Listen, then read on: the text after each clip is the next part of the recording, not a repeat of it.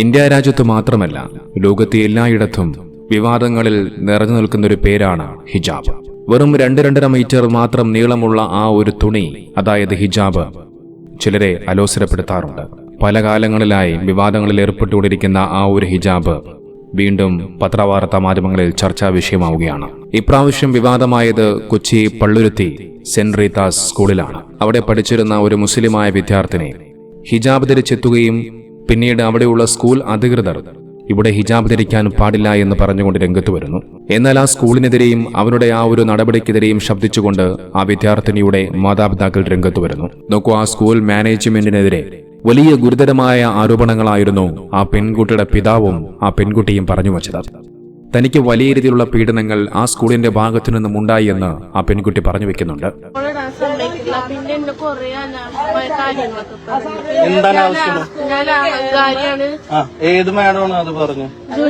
നോക്ക്, 4 മാസത്തോളം school uniform ധരിച്ചെത്തിയ ആ പെൺകുട്ടി പെട്ടെന്നൊരു ദിവസമാണ് ആ പെൺകുട്ടി ഹിജാബ് ധരിച്ചെത്തി എന്നുള്ളതാണ് ആ സ്കൂൾ മാനേജ്മെന്റ് പറഞ്ഞു വെക്കുന്ന കാര്യം. എന്നാൽ ഇതിന് കാരണമായിക്കൊണ്ട് ആ പെൺകുട്ടിയുടെ പിതാവ് പറഞ്ഞ വാക്കുകൾ നമുക്കൊന്ന് കേൾക്കാം. ഇവിടുന്ന് എന്റെ മകള് സ്കൂള് ഈ വർഷമാണ് ഇവിടെ വന്നത്. ഇവിടെ വന്നപ്പോ ഒരു ഷോൾട്ട് വന്നപ്പോ അത് പറ്റില്ല എന്ന് പറഞ്ഞിട്ടും പിന്നെ വൈഫൊന്നും സംസാരിച്ചിട്ട് സമ്മതിച്ചില്ല. അതിനുശേഷം എന്റെ മകളുടെ കല്യാണവും ഞാൻ 1 മാസത്തോളം ഞങ്ങള് വീട്ടിലെ എല്ലാ 5 മക്കളും ഭാര്യ അടക്കം സുഖമില്ലാണ്ട് ഇൻഫെക്ഷൻ ആയിട്ട് 1 മാസം പുറത്തുനിന്ന് ഫുഡ് കഴിച്ചാണ്. അപ്പൊ ഇവര് പറയുന്നത് കാരണം എന്താണെന്ന് വെച്ചാൽ നിങ്ങൾ എന്തുകൊണ്ട് നേരത്തെ പറഞ്ഞില്ല എന്നുള്ളത്. കല്യാണം കഴിഞ്ഞ് പിന്നെ സുഖമില്ലാണ്ട് കിടപ്പായതിനു ശേഷം പിന്നെ വന്നപ്പോഴാണ് ഞാൻ വന്നത്. ഈ 4 മാസവും ഈ കുട്ടി ഷോൾ ഇട്ടിട്ടാണ് ഇവിടെ വന്നത്. അതിവിടെ ക്യാമറയിൽ നോക്കിയാൽ നിങ്ങൾക്ക് വ്യക്തമാവും.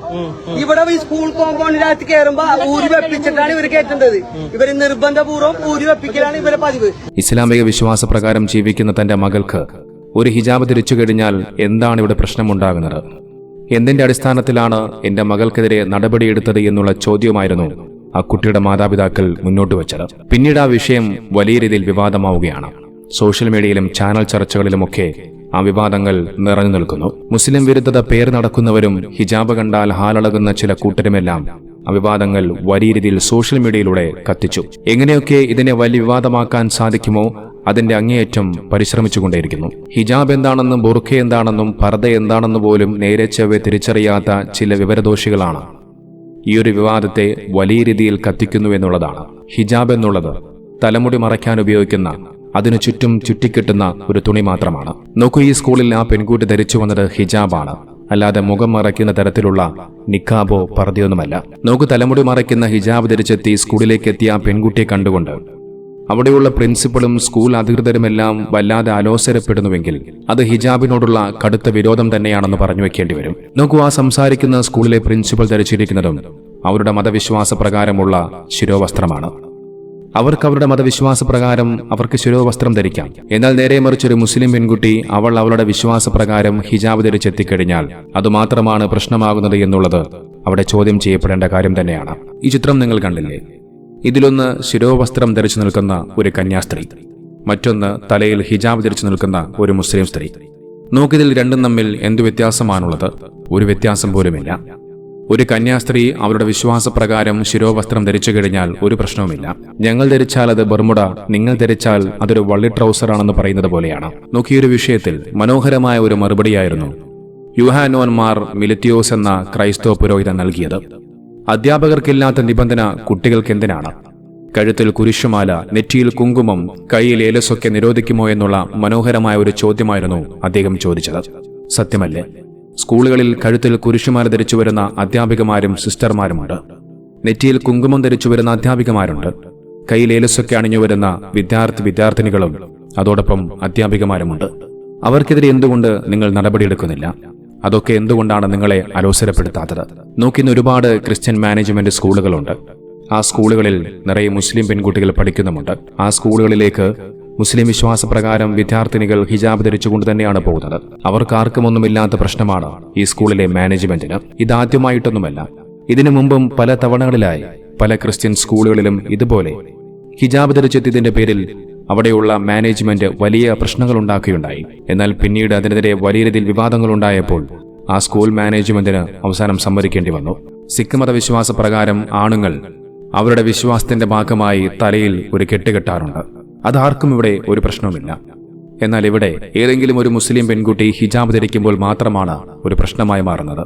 ക്ലാസ് മുറിയിൽ കുരിശു വയ്ക്കാം, ഞങ്ങൾക്ക് മതവിശ്വാസപ്രകാരമുള്ള ശിരോവസ്ത്രം ധരിക്കാം, പക്ഷേ നിങ്ങൾ മാത്രം ധരിക്കാൻ പാടില്ല.